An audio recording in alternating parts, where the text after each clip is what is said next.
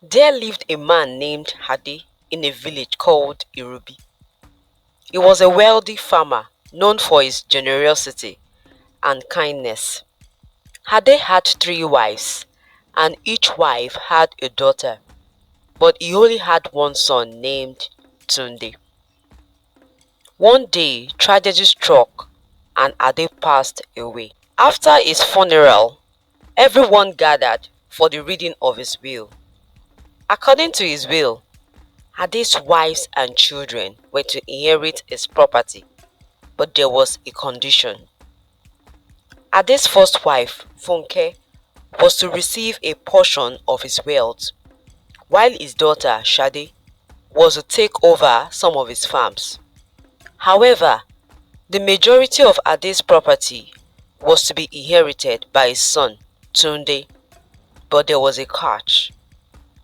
Tunde had to get married within 6 months or else the property would be given to the needy. Tunde was determined to honor his father's wishes, but finding a wife proved to be a challenging task. He met three remarkable women in his search, each with qualities that he admired. The first woman, Ronke, was kind and caring. She had a gentle spirit and a heart of gold. Tunde was drawn to her warmth and compassion.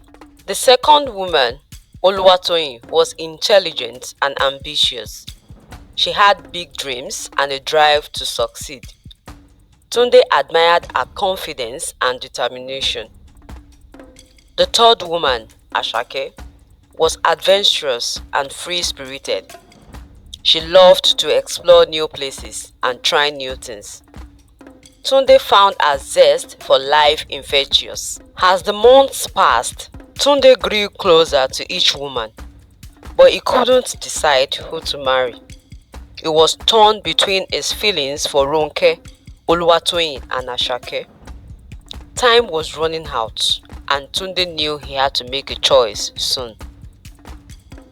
And so the story continues as Tunde grapples with his decision, torn between these three amazing women who captured his heart. Tunde spent many sleepless nights pondering over his decision. Each of the three women had captured a different part of his heart, and he couldn't bear the thought of hurting any of them. Ronke's kindness and compassion were like a soothing balm to his soul. Oluwatoyin's intelligence and ambition challenged him to be the best version of himself. Ashake's adventurous spirit ignited a sense of excitement and wonder within him.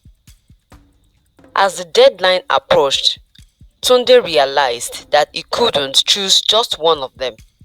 He loved each of the women in different ways, and he couldn't bear to break their hearts by choosing only one. With a heavy heart, Tunde called for a meeting with Ronke, Oluwatoyin and Ashake. He explained his dilemma to them, confessing his love for each of them and his inability to choose just one. To his surprise, instead of being upset, the three women listened with understanding and compassion. They confessed that they too had grown fond of Tunde and couldn't imagine life without him. And then together they came up with a solution.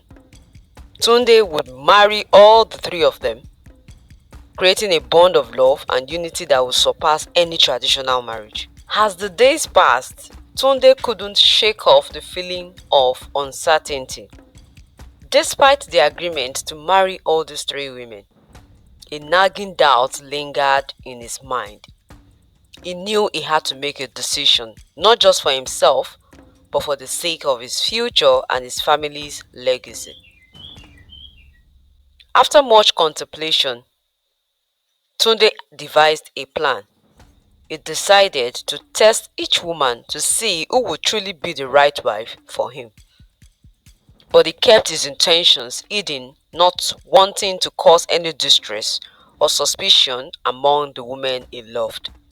Tunde pretended to be in dire need of a kidney, a life-threatening situation that shook him and the women to their core. They were all asked to donate one of their kidneys to save his life.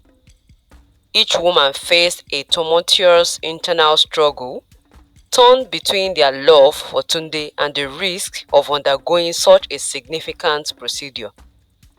As the days passed and the deadline approached, which was 7 days, Tunde watched anxiously, knowing that his fate rested in the hands of the woman he loved.